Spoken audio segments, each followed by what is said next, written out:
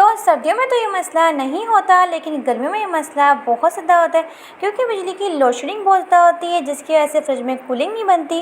तो जब भी आप लोग आटे को गूंद के रखते हैं तो थोड़े टाइम के बाद होता कि आटे का खमीर बन जाता है या फिर आटे के ऊपर काली सी पापड़ी सी जम जाती है, जिसकी वजह से रोटी का जायका भी अच्छा नहीं होता और खमीर वाली रोटी खाना तो कोई भी पसंद नहीं करता। तो ऐसा क्या करें कि हमारी रोटी जो है इस तरह से फुली फुली और सॉफ्ट और नरम और मुलायम बने। तो जो आटा आप लोग गूंद के रखें वो तकरीबन 1 हफ्ते तक चले। तो आटे और रोटी से रिलेटेड कुछ ऐसी शानदार सी टिप्स शेयर करूंगी जिससे आपकी रोटी जो होगी इंतहाई सॉफ्ट और फुली भी बनेगी और 7 से 8 दिन तक आपका आटा जो होगा बिल्कुल फ्रेश रहेगा, ना तो इसमें खमीर बनेगा और ना ही आपका आटा खराब होगा। हेलो एवरीवन, कैसे हैं आप सब? उम्मीद करती हूँ खैरियत से होंगे। तो जल्दी से वीडियो को लाइक भी कर दें और साथ चैनल को सब्सक्राइब कर दें। तो चलते हैं वीडियो को स्टार्ट करते हैं। आटा गूंदने का ऐसा शानदार और लाजवाब किस्म का तरीका शेयर करूंगी जिससे आपका आटा जो होगा 7 से 8 दिन तक बिल्कुल फ्रेश रहेगा, ना तो इसमें खमीर बनेगा और ना ही आपका आटा ख़राब होगा। तो सबसे पहले आप लोगों ने करना क्या है, आटे के अंदर शामिल करनी है अजवाइन। तो जैसा कि आप लोग जानते हैं कि मानसून चल रहा है और मानसून में क्या होता है, हमें रोटी जो होती है हज़म नहीं हो पाती। तो थोड़ी सी ही रोटी खाने के बाद हमारे दिल के ऊपर भारीपन होता है। तो अगर आप लोग चाहते हैं कि आपकी रोटी जो है मिनटों में हज़म हो तो थोड़ी सी अजवाइन अपने आटे में लाजमी ऐड करनी, इससे आपकी रोटी मिनटों में हज़म होती है। और साथ साथ अगर आप चाहते हैं कि आपका आटा जो है लंबे टाइम तक बिल्कुल फ्रेश रहे, कभी भी आपने आटे को नॉर्मल पानी के साथ नहीं गूंदना, बल्कि आप लोगों ने करना क्या, ठंडे यक पानी के साथ गूंदना है। अगर आपके पास ठंडा यक पानी नहीं है तो फिर आप लोग चाहें तो बर्फ़ वाले पानी का भी इस्तेमाल कर सकते हैं, क्योंकि गर्मियों में क्या होता है, जो टंकी का पानी होता है वो बहुत ज़्यादा गर्म होता है, जिसकी वजह से होता क्या है, जब भी आप लोग आटे को गूंद के रखते हैं तो थोड़े ही टाइम बाद होता है कि आटा जो है वो खमीर हो जाता है। तो बस थोड़ा थोड़ा पानी शामिल करते जाएंगे और आटे को इस तरीके से गूंदते जाएंगे। फिर आपने इसमें शामिल करनी 1 से 2 चीज़ें और, जिससे आपकी रोटियाँ जो हैं इंतहाई सॉफ्ट और फुली भी बनेंगी। तो अब आपने इसमें शामिल करना है हाफ टेबल स्पून नमक। तो नमक आप लोग चाहें तो अपने टेस्ट के अकॉर्डिंग कम और ज़्यादा भी कर सकते हैं।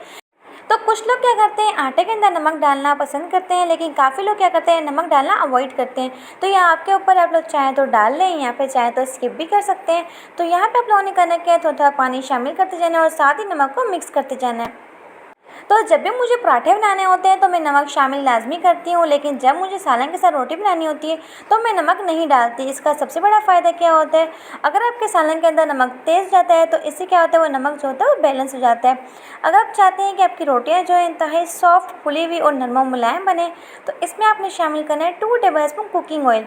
इससे क्या होता है, आपकी रोटियाँ जो होती हैं इंतहाई सॉफ्ट और नरम मुलायम बनती है।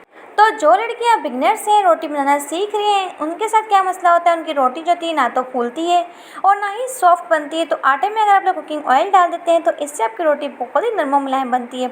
और आटे को आप लोगों ने करना क्या है, जब भी अगर आप लोग ज़्यादा आटा गूंदते हैं ना तो इस तरीके से हाफ आटे को अपने साइड पे कर लेना है और हाफ आटे को अपने इस तरीके से गूंदते जाना है। इसका सबसे बड़ा फ़ायदा क्या होता है, इससे आपको आटे को गूंदने में बहुत ज़्यादा मेहनत भी नहीं लगती। तो इस तरीके से आप आटे को बहुत ही आसानी के साथ गूंद लेते हैं। अक्सर क्या होता है, आटे को मुट्ठी लगाना हमारे लिए बेहद मुश्किल काम होता है, क्योंकि अक्सर घरों में होता क्या है, जॉइंट फैमिली होती है और इतना सारा आटा गूंदना बेहद मुश्किल होता है।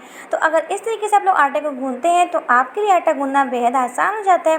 सेकंड टिप जनाब के, अगर आपके पास ठंडा या पानी ना हो तो फिर आप लोग चाहें तो बर्फ़ वाले पानी का भी इस्तेमाल कर सकते हैं।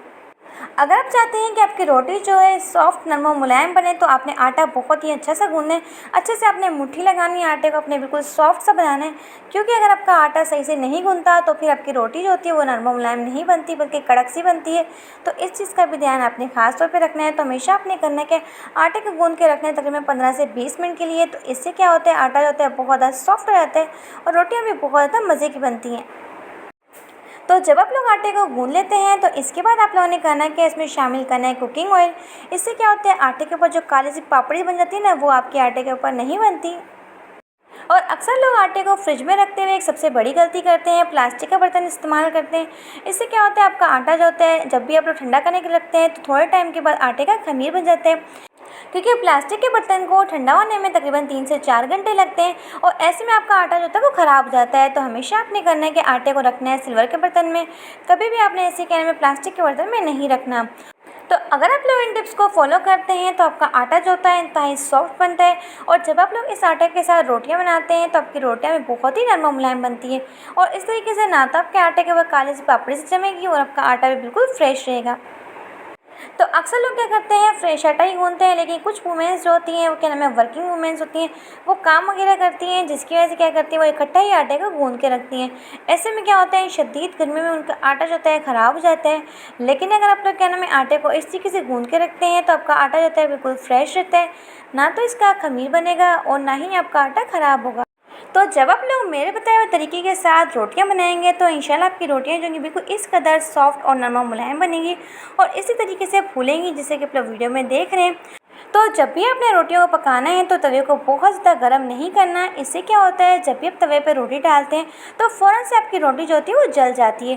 तवे को आपने नॉर्मल सा गर्म करना है, फिर ही आपने इसके ऊपर रोटी डालनी है और देख सकते हैं कि रोटी जो है फूलना शुरू हो चुकी है। तो फ़ौरन से आपने करना है कि इसकी साइड को चेंज कर देना है। तो रोटी को आपने हमेशा लो टू मीडियम फ्लेम पे पकाना है, कभी भी आपने इसे फुल फ्लेम पे नहीं पकाना। इससे क्या होता है, आपकी रोटी जो होती है जल तो ज़रूर जाती है लेकिन पकती नहीं है। तो आप लोग यहाँ पे देख सकते हैं कि माशाल्लाह हमारी रोटी जो है वो किस कदर सॉफ्ट और फुली हुई बन रही है। तो अगर आप लोग इन टिप्स को फॉलो करते हैं तो आप भी इस तरह की सॉफ्ट और फुली हुई रोटियाँ घर पर बना सकते हैं। तो जिन लड़कियों के लिए रोटियां बनाना बहुत बड़ा टास्क है, उनके लिए रोटियां बनाना बाएं हाथ का खेल बन जाएगा। तो इस तरीके से अगर आप लोग रोटी को बनाते हैं तो 100% आपकी रोटी सॉफ्ट फूली हुई और नरम मुलायम बनेगी और बहुत ही मज़े की बनेगी। तो ना ही आपका आटा खमीर होगा। तो उम्मीद करती हूँ कि आज की वीडियो से आपको बहुत कुछ सीखने को मिला होगा। तो वीडियो को लाइक ज़रूर कीजिएगा और साथ चैनल को सब्सक्राइब कर दीजिएगा। Thanks for watching my video.